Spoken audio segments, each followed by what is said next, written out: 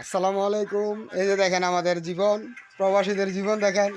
এই দেশে আমাদের ছোট ভাই নজরুল নজরুল, এই যে আব্দুর রহমান, এই যে জসিম, আমাদেরকে একটা লাইক করেন, কমেন্ট করেন, শেয়ার করেন। এই যে আমাদের লাইফ স্টাইল।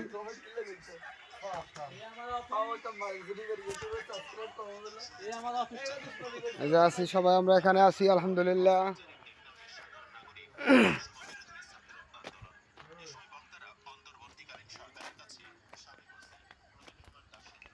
এই যে পাক করতেছে, এখন পাকের রুমে আছে শাহাদাত।